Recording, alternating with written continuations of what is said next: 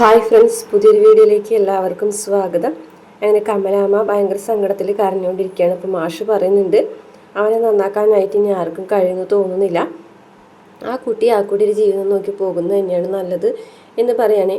അപ്പോൾ കമലാമ്മയും പറയുന്നുണ്ട്, ഞാനും ആദ്യം വിചാരിച്ചിരുന്നത് ആ കുട്ടിക്ക് അവനെ മാറ്റിയെടുക്കാൻ പറ്റുന്നതാണ്. അതുകൊണ്ടാണ് ഞാൻ ആ കുട്ടീനെ ന്യായീകരിച്ച് സംസാരിച്ചിരുന്നത്, ആ കുട്ടിയുടെ കൂടെ നിന്നിരുന്നത്. ഇതിപ്പോൾ അതൊന്നും വേണ്ടായിരുന്നു തോന്നുകയാണ്. അവളുടെ അമ്മ അവളെ വീട്ടിലേക്ക് പറഞ്ഞയക്കാൻ പറഞ്ഞപ്പോൾ ഇത്തിരി മോശമായിട്ട് പെരുമാറി അവൾ ആ വീട്ടിലേക്ക് തിരിച്ചയച്ചാൽ മതിയായിരുന്നു. അപമാനം സഹിക്കാൻ പറ്റാണ്ട് ആ കുട്ടി ഇവിടുന്ന് പോയേനെ. പക്ഷേ ഇതിപ്പോൾ ആ കുട്ടിയുടെ വേദനയും കൂടി നമ്മൾ കാണേണ്ടി വന്നല്ലോ എന്ന് പറയാൻ കേട്ടോ. അപ്പോൾ മാഷ് പറയാണ്, ശരിയാണ്, ആ പെൺകുട്ടിയുടെ വേദനയും കൂടി നമ്മൾ കാണേണ്ടി വന്നു. നീ വിഷമിക്കില്ലേ കമലേന്നൊക്കെ പറഞ്ഞിട്ട് ആശ്വസിപ്പിക്കുന്നുണ്ട് കമലാമനെ. ഇതേ സമയം ശ്രീകാന്ത് ആണെന്നുണ്ടെങ്കിൽ ആകെ ടെൻഷൻ അടിച്ച് വിഷമിച്ച് വന്ന് നിൽക്കുന്നത് കാണുമ്പോൾ പത്മൻ ചോദിക്കുന്നുണ്ട്, എന്താ ശ്രീകാന്തേ, എന്താണ് ഇങ്ങനെ വന്നിരിക്കുന്നത് എന്ന് ചോദിക്കുകയാണേ. അപ്പോൾ പറയുന്നുണ്ട്, എനിക്ക് വിഷമങ്ങൾ ഉണ്ടാക്കുന്നത് അമ്മയുടെ മോളും ഭർത്താവും തന്നെയാണെന്ന് പറയട്ടോ.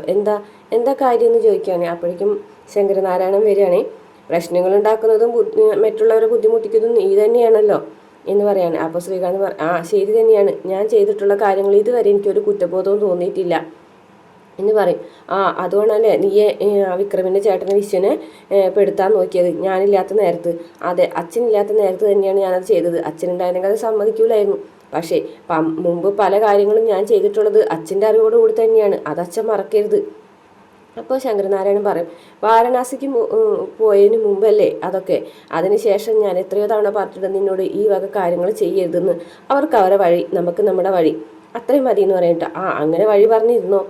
പക്ഷേ ഇപ്പോൾ ആ ശ്രീനിവാസനെ നമ്മുടെ ഫാക്ടറിയിൽ യൂണിയൻ തുടങ്ങി. ആ യൂണിയൻ്റെ നേതാവ് ആരാണെന്നറിയോ? വേദന ഭർത്താവുണ്ടല്ലോ വിക്രം, അച്ഛൻ്റെ മരുമോൻ, അവനാണ് ഇപ്പോൾ യൂണിയൻ നേതാവായിട്ട്. അച്ഛൻ നോക്കിക്കോ, അവൻ ഓരോരോ കമ്പനികളായി പൂട്ടിക്കും. അതായിരിക്കും അവൻ്റെ ഉദ്ദേശ ലക്ഷ്യം. അതിന് വേണ്ടിയിട്ടാണ് ഇപ്പോൾ അവനായ യൂണിയനിൽ നേതാവായിട്ട് വന്നിട്ടുള്ളത് എന്ന് പറയാൻ കേട്ടോ. അപ്പോൾ മാഷെല്ലാം നമ്മുടെ ശങ്കരനാരായണൻ ഇങ്ങനെ ആകെ ഒന്ന് പകച്ച പോലെ നിൽക്കുന്നുണ്ട്. എന്നിട്ട് നമ്മളെ ശ്രീകാന്ത് പറയുന്നുണ്ട്, ഇനിയിപ്പോൾ ഒന്നും ചെയ്യാനില്ല, കമ്പനികളൊക്കെ പോകും, നോക്കിക്കോ എന്ന് പറഞ്ഞിട്ട് ദേഷ്യത്തോട് കൂടിയിട്ട് അയാൾ അവിടെ നിന്ന് പോവുകയാണേ. മാഷല്ല നമ്മളെ ശങ്കരനാരായണൻ ആണെന്നുണ്ടെങ്കിൽ ആകെ ടെൻഷൻ അടിച്ച് നിൽക്കുന്ന കാണുന്നുണ്ട്. അപ്പോൾ പത്മൻ ചോദിക്കുന്നുണ്ട്, ഇനി എന്ത് ചെയ്യും എന്ന് ചോദിക്കുന്നുണ്ട്. അപ്പോൾ ഒന്നും മിണ്ടുന്നില്ല കേട്ടോ ആള്. പിന്നെ കാണിക്കുന്നത് വിക്രം ഇങ്ങനെ ഫോൺ നോക്കിയിട്ട് റൂമിലിരിക്കുകയാണേ. വേദ ഇങ്ങനെ പതുക്കനെ വന്നിങ്ങോട്ട് നോക്കുന്നുണ്ട് വിക്രത്തിനെ. അതിനുശേഷം നേരെ കമലാമ്മയുടെ അടുത്തേക്ക് ചെല്ലുകയാണ്. അപ്പോൾ അമ്മ ഇങ്ങോട്ട് പോകുന്നു, ഞാൻ ആ ഹോമിയോ ഡോക്ടറെ അടുത്ത് പോവുകയാണ്, മരുന്ന് കഴിഞ്ഞു, ഇപ്പോൾ തന്നെ തിരികെ വരുമെന്ന് പറയാൻ കേട്ടോ. അമ്മേ, ഞാനൊരു കാര്യം പറയാം, അമ്മ അത് ചെയ്യുകയും ചോദിക്കുക. എന്താ? ഞാൻ വിക്രത്തിനോട് കുറച്ച് കാര്യങ്ങൾ പറയും, അപ്പോൾ അത് അനുസരിക്കാൻ അമ്മ വിക്രത്തിനോട് പറഞ്ഞേ. എന്താ? എനിക്ക് വിക്രത്തിന് അമ്പലത്തിൽ ഒന്ന് കൊണ്ടുപോകണം എന്ന് പറയും. അപ്പോഴേക്കും നമ്മുടെ നന്ദിനി അവിടെ നിന്ന് ഒളിഞ്ഞു നോക്കുന്നുണ്ട്, എന്തോ പറയുന്നുണ്ടല്ലോ, കാര്യമായിട്ട് കേൾക്കുന്നില്ല, അടുത്തേക്കൊന്ന് ചെല്ലാം എന്നൊക്കെ പറയും. അപ്പോൾ കമലാമ്മ പറയാണ്, മോളെ, നീ എത്ര തവണ അവനെ നന്നാക്കാനായിട്ട് പല പല കാര്യങ്ങൾ ചെയ്തു നോക്കി, എന്നിട്ട് അവന് നേരെയായോ എന്ന് ചോദിക്കുകയാണേ. വീണ്ടും എന്തിനാ മോളെ ഇങ്ങനെ വെറുതെ ബുദ്ധിമുട്ടുന്നത്, അതിൻ്റെ ആവശ്യമുണ്ടോ മോളെ ചോദിക്കുകയാണ് കേട്ടോ. അപ്പോൾ വേദ പറയും, അതിനെന്താ അമ്മേ, നമ്മളെന്തിനാ അങ്ങനെയൊക്കെ ചിന്തിക്കുന്നത്, നമ്മൾ ശ്രമിച്ചുകൊണ്ടിരുന്നാലല്ലേ നമുക്ക് ഒരാളെ രക്ഷപ്പെടുത്താൻ പറ്റുള്ളൂ. ജീവിച്ചിരിക്കുന്ന ഒരാളെ നമ്മൾ കൈവിട്ട് കളയുന്നത് മോശമല്ല അമ്മേ. എന്തായാലും വിക്രത്തിന് വേണ്ടി എന്തെങ്കിലുമൊക്കെ ചെയ്യുന്നതിൽ എനിക്കൊരു വിഷമവുമില്ല. അമ്മ ബീഹാറിലുള്ളൊരു മാഞ്ചി എന്ന് പറഞ്ഞിട്ടുള്ള ഒരാളെ കുറിച്ച് കേട്ടിട്ടുണ്ടോ എന്ന് കമലാമ്മനോട് ചോദിക്കുകയാണ്. അപ്പോൾ കമലാമ്മ പറയുന്നുണ്ട്, ഇല്ല, ഞാനത് കേട്ടിട്ടില്ല മോളെ എന്ന് പറയാൻ കേട്ടോ. അങ്ങനെ ഒരാളുണ്ടായിട്ടുണ്ട്, ഒരു കർഷകനാണ്, ഫൽഗുണദേവി എന്ന് പറഞ്ഞിട്ടുള്ളൊരു ഭാര്യയും അദ്ദേഹത്തിന് ഉണ്ടായിരുന്നു. അപ്പോഴേക്കും ശ്രീജയും നന്ദിനിയും കൂടി അടുത്തേക്ക് വരികയാണ് കേട്ടോ. അങ്ങനെ വേറൊരു കഥ പറയാണ്. ഈ ഫൽഗുണദേവിക്ക് വയ്യാതായിട്ട് ഹോസ്പിറ്റലിൽ കൊണ്ടുപോകാനായിട്ട് അവിടെയുള്ള ആൾക്കാർക്കൊക്കെ ഹോസ്പിറ്റലിലേക്ക് പോകണമെന്നുണ്ടെങ്കിൽ ഒരു മല താണ്ടി കടന്നിട്ട് വേണം പോകാനായിട്ട്. അങ്ങനെ ഫൽഗുണദേവി ഒരു ദിവസം മല കടക്കണതിൻ്റെ ഉള്ളിൽ പെട്ടെന്ന് കാല് തെറ്റി താഴത്ത് വീണു. ഹോസ്പിറ്റലിലേക്ക് കൊണ്ടുപോകാനായിട്ടാണെന്നുണ്ടെങ്കിൽ പറ്റുമില്ല. അങ്ങനെ ഫൽഗുണദേവി മാഞ്ചിയുടെ കൈകളിൽ കിടന്ന് മരിക്കുകയാണ് ഉണ്ടായത്. അതുകൊണ്ട് മാഞ്ചിക്ക് വലിയൊരു സങ്കടം തന്നെ വരികയാണ്. ഈ മല ഇങ്ങനെ നിന്നാൽ ശരിയാവില്ല, എൻ്റെ ഭാര്യയുടെ ജീവൻ എടുത്ത മല ഇനി ഇവിടെ വേണ്ട എന്ന് പറഞ്ഞ് അദ്ദേഹം അന്നു മുതൽ ആ മല തുറക്കാൻ തുടങ്ങി. അദ്ദേഹത്തെ ആൾക്കാർ കളിയാക്കി, ഭ്രാന്തനെന്നും മാനസിക രോഗിയെന്നൊക്കെ വിളിച്ചു. പക്ഷേ അയാളത് നിർത്തിയില്ല. 22 വർഷങ്ങൾക്ക് ശേഷം ആ മല അദ്ദേഹം തുരന്നെടുത്ത് മാറ്റിയപ്പോൾ വലിയൊരു റോഡാണ്, വീതി നീളമുള്ളൊരു റോഡാണ് അതിൽ നിന്ന് കിട്ടിയത് എന്ന് പറയാണ് കേട്ടോ.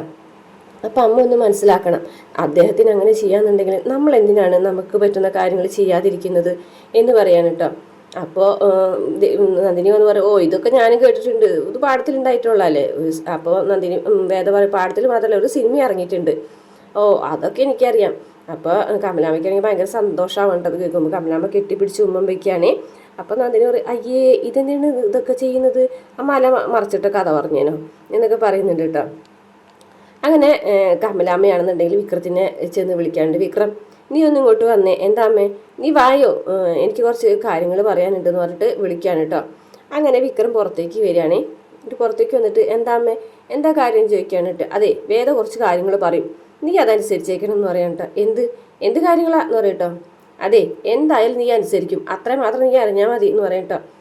ഇപ്പോൾ വേദ പറയാണ്, എനിക്ക് കുറച്ച് കാര്യങ്ങൾ പറയാനുണ്ട്. എന്താ കാര്യം? വിക്രം എൻ്റെ കൂടെ അമ്പലത്തിലൊന്ന് വരണം എന്ന് പറയാൻ കേട്ടോ. അപ്പോഴേക്കും നന്ദിനി പൊട്ടിച്ചിരിക്കാണ്ട്, അയ്യേ ഈ അമ്പലത്തിൽ വരാൻ വേണ്ടി വിക്രത്തിൻ്റെ അമ്പലത്തിൽ ഒന്ന് കൊണ്ടുപോകാൻ വേണ്ടിയിട്ടാണോ ഈ മാഞ്ചിയുടെ കഥ ഒക്കെ പറഞ്ഞത് എന്ന് പറയാം കേട്ടോ. അപ്പോഴേക്കും വേദം അങ്ങനെ തുറച്ചൊന്ന് നോക്കാണ്ട് ദേഷ്യത്തോട് കൂടിയിട്ട്. അപ്പോൾ നന്ദിനി തല കുമ്പിട്ട് മിണ്ടാതെ നിൽക്കുന്നുണ്ട്. അപ്പോൾ വേദ വിക്രത്തിനോട് പറയും, അമ്പലത്തിൽ വന്നാൽ മാത്രം പോരാ, എനിക്ക് കുറച്ച് വഴിപാടുകളൊക്കെ ഉണ്ട്, ആ വഴിപാടുകളൊക്കെ ചെയ്യണം. അമ്പലത്തിൽ വന്ന് ഞാൻ പറയുന്ന കാര്യങ്ങൾ ഒന്നും മിണ്ടാതെ അനുസരിക്കണം എന്ന് പറയാം കേട്ടോ. അപ്പോൾ വിക്രം പറയണം, അയ്യോ എനിക്കിതൊന്നും പറ്റൂല ടമ്മേ, ഞാനൊന്നും പോരുന്നില്ല എന്ന് പറയാം കേട്ടോ. അപ്പോൾ കമലാൻ പറഞ്ഞു, എനിക്കിത് പറ്റുകയും ചെയ്യും, നീ പോവുകയും ചെയ്യും, ഇത് പറയുന്നത് ഞാനാണ്. വേദ പറയുന്നത് അനുസരിച്ച് വേദയുടെ കൂടെ അമ്പലത്തിൽ പോവുകയും വേദ അവിടെ വെച്ച് പറയുന്ന കാര്യങ്ങൾ അനുസരിക്കുകയും വേണം. ഇത് എൻ്റെ വാക്കാണ്, നീ അതനുസരിച്ചേ മതിയാവൂ എന്ന് പറഞ്ഞിട്ട് കമലാമ്മ അവിടെ നിന്ന് പോവുകയാണ്. വിക്രം വേദന ഒന്ന് നോക്കുന്നുണ്ട്. അതിനുശേഷം വിക്രത്തിനോട് പറയുന്നുണ്ട്, എന്നാൽ എൻ്റെ മോൻ ചൊല്ലി കുളിച്ചിട്ട് വായോ, ഞാനും അപ്പോഴേക്കും റെഡി ആവാന്ന് പറഞ്ഞിട്ട് പോവുകയാണ് ശ്രീജനെ വിളിച്ചിട്ട്. അപ്പോൾ നന്ദിനിയാണെന്നുണ്ടെങ്കിൽ ഇതിലെന്തോ ഗുഡൻസ് ഉണ്ട്, എന്തായാലും അറിഞ്ഞേ പറ്റൂ. ശ്രീജേടത്തിയോട് അവൾ പറയാതിരിക്കില്ല. ചോദിക്കാന്ന് പറഞ്ഞിട്ട് വരണ്ട, എന്ത് ചെയ്യണം ശ്രീജേടത്തി, ഉച്ചയ്ക്കലത്തുള്ള കറിക്കുകയാണ് അല്ല ഇത് നാളേക്കുള്ള മാവ് ഇപ്പം തന്നെ അരയ്ക്കണമെന്നുണ്ടോ എന്ന് ചോദിക്കുകയാണെ.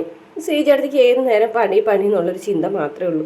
എന്നാൽ ഒരു കാര്യം ചെയ്യ്, ഇത് നന്ദിനി ചെയ്യ്. അയ്യോ ഞാൻ തൊട്ടാ മാവ് പൊളിക്കൂല, ശ്രീജേടത്തി തന്നെ ചെയ്താൽ മതി. അതെ ഞാനൊരു കാര്യം ചോദിക്കട്ടെ, ആ വേദന പ്ലാൻ എന്താ? വേദന പ്ലാനോ? എന്ത് പ്ലാൻ? അല്ല അമ്പലത്തിൽ പോകുന്നുണ്ടല്ലോ അതിൻ്റെ പ്ലാൻ എന്താ? അവർ ഭാര്യയും ഭർത്താവും തമ്മിലുള്ള പ്ലാൻ. അപ്പം ഞാൻ എന്തിനാ അറിയുന്നത്? ഞാനതൊന്നും ചോദിച്ചില്ല എന്ന് പറയാം കേട്ടോ. ആണോ? എന്നൊരു കാര്യം ചെയ്യല, നമുക്കും കൂടെ അമ്പലത്തിൽ പോയാലോ? നമുക്കും എന്തായാലും നമ്മുടെ അനിയനല്ലേ വിക്രമിക്കത്തിന് വേണ്ടി ഒരു നല്ല കാര്യം ചെയ്യുമ്പോൾ നമ്മളുണ്ടായിരിക്കുന്നത് നല്ലതല്ലേ. അതിന് അമ്മ ഇവിടെ ഇല്ലല്ലോ, അമ്മ ഇപ്പോൾ വരും.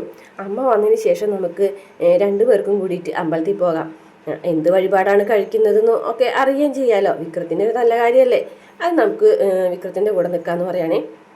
ശരി എന്തായാലും അമ്മ വരട്ടെ എന്ന് ശ്രീജ പറയും. അങ്ങനെ വിക്രമും വേദയും കൂടിയിട്ട് അമ്പലത്തിലെത്താണ്. വിക്രമിനോട് ഇവിടെ നിൽക്കുക, ഞാനിപ്പോൾ വരാമെന്ന് പറഞ്ഞിട്ട് കൗണ്ടറിലേക്ക് പോവുകയാണ്. എന്നിട്ട് വേദ എന്തൊക്കെയോ വഴിപാട് ചെയ്യാനായിട്ടുള്ള സാധനങ്ങളൊക്കെ വാങ്ങിക്കുകയാണ്. അപ്പം ഞാൻ വീട്ടിൽ നിന്ന് പോന്നപ്പോൾ വാങ്ങിക്കാൻ മറന്നു, അതുകൊണ്ടാണ് ഇവിടെ.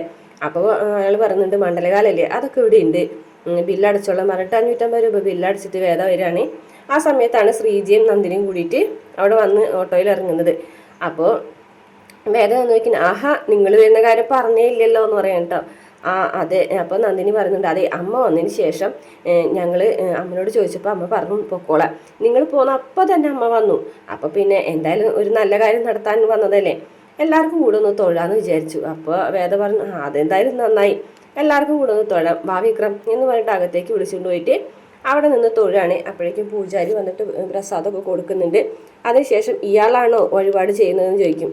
അതെ എന്ന് പറയട്ടോ. അങ്ങനെയാണെന്നുണ്ടെങ്കിൽ പോയി കുളിച്ച് വായോ, അപ്പോഴത്തെ ഒരു കിണറുണ്ട്, ആ കിണറ്റ് പക്കത്ത് പോയിട്ട് കുളിച്ചിട്ട് വായോ എന്ന് പറയട്ടോ. അപ്പോൾ വിക്രം വേദന എടുത്തു ചോദിക്കുന്നത്, എന്ത് വഴിപാടാണ് നടത്തുന്നത്, എന്ത് വഴിപാടാണെന്നൊക്കെ ചോദിക്കുന്നുണ്ട് കേട്ടോ. അതെ ഇവിടെ ദേവസന്നിധിയിൽ വെച്ചിട്ട് ഒച്ചയും ബഹളമൊന്നും ഉണ്ടാക്കണ്ട, വേഗം പോയി കഴിഞ്ഞിട്ട് കുളിച്ചിട്ട് വായോ, അപ്പുറത്ത് കിണറുണ്ടെന്നല്ല പറയുന്നത്, ചെല്ലി കുളിച്ചിട്ട് വായോ എന്ന് പറഞ്ഞിട്ട് പറഞ്ഞയക്കും കേട്ടോ. അപ്പോൾ പൂജാരി ചോദിക്കും, നിങ്ങൾക്ക് ഇവർക്ക് ആർക്കെങ്കിലും എന്തെങ്കിലും വഴിപാടുണ്ടോ എന്ന് ചോദിക്കും. അപ്പോൾ അതേ നന്ദിനി അടുത്തേക്കുണ്ട്. 1001 തവണ ഓം നമഃ ശിവായ എന്നൊരുവിട്ട് 21 തവണ ഇവിടെ അടിപ്രദക്ഷിണം നടത്താമെന്ന് നന്ദിനി അടുത്ത് വഴിപാട് ചെയ്തിട്ടുണ്ടെന്ന് പറയട്ടോ. അപ്പോൾ അയാൾ പറയും, ആഹാ അത് നല്ല കാര്യമാണല്ലോ, എന്നാൽ പിന്നെ അത് നടക്കട്ടെ എന്ന് പറയട്ടോ. അപ്പോൾ നന്ദിനി വേദം എന്തത് എന്ന് ചോദിക്കട്ടോ. ഒരു നല്ല കാര്യത്തിനല്ലേ, അതെ ഇത് അമ്പലനടയാണ്, ഇവിടെ വെച്ച് എതിർപ്പൊന്നും പറയണ്ട. നന്ദിനി അടുത്ത് ഇങ്ങോട്ട് കയറി വന്നപ്പോൾ തന്നെ ഞാൻ വിചാരിച്ചൊരു വഴിപാടാണ്, എടുത്ത് എന്തായാലും അത് ചെയ്യ് എന്ന് പറയട്ടോ. അങ്ങനെ വേറെ നിവർത്തിയില്ല. അത് നന്ദിനിയാണെന്നുണ്ടെങ്കിൽ ഓം നമഃ ശിവായ ചൊല്ലി പ്രദക്ഷിണം ചെയ്യാൻ കേട്ടോ. ഇത് കണ്ടിട്ട് ശ്രീജ ചിരിക്കാൻ കേട്ടോ. എന്തായാലും വേദ നന്ദിനിക്കിട്ടൊരു പണി കൊടുത്താണ്. ഇതേസമയം വിക്രമാണെന്നുണ്ടെങ്കിൽ ആ കിണറ്റിൻ്റെ പക്കത്ത് ചെന്നിങ്ങാണ്ട് തലയിൽ കൂടെ വെള്ളം ഒഴിച്ച് കുളിക്കുന്നുണ്ട്. നന്ദിനിയാണെന്നുണ്ടെങ്കിൽ ഇഷ്ടമില്ലാണ്ട് തന്നെ ഇങ്ങനെ അടിപ്രദക്ഷിണം ചെയ്തുകൊണ്ടിരിക്കുന്നുണ്ട്. അപ്പോൾ പൂജാരി വരികയാണേ. പൂജാരി വരുന്ന സമയത്ത് വിക്രം കുളിച്ച് വരുന്നുണ്ട്. കുളിച്ച് വരുന്നത് കാണിച്ചുകൊണ്ട് ഇന്നത്തെ എപ്പിസോഡ് അവസാനിക്കുകയാണ് കേട്ടോ. എന്തായാലും വിക്രത്തിന് വഴിപാടുകളും ശയന പ്രദക്ഷിണവും ഒക്കെ ചെയ്യിച്ചതിന് ശേഷം വിക്രത്തിന് ശബരിമലയ്ക്ക് പോകാനായിട്ട് മാല ഇടിക്കുകയാണ് കേട്ടോ. അപ്പോൾ അതൊരു അപ്രതീക്ഷിതമായിട്ടുള്ള നീക്കമാണ്. കാരണം മാലിട്ട് കഴിഞ്ഞാൽ പിന്നെ കുറച്ച് പാവങ്ങളും അങ്ങനെയുള്ള കാര്യങ്ങളൊന്നും ചെയ്യാൻ പറ്റില്ലല്ലോ. അപ്പോൾ ഇത്രയാണ് പ്രമോൽ കാണിച്ചിട്ടുള്ള വീഡിയോ. ഇഷ്ടപ്പെട്ട ചാനൽ സബ്സ്ക്രൈബ് ചെയ്ത് സപ്പോർട്ട് ചെയ്യണേ.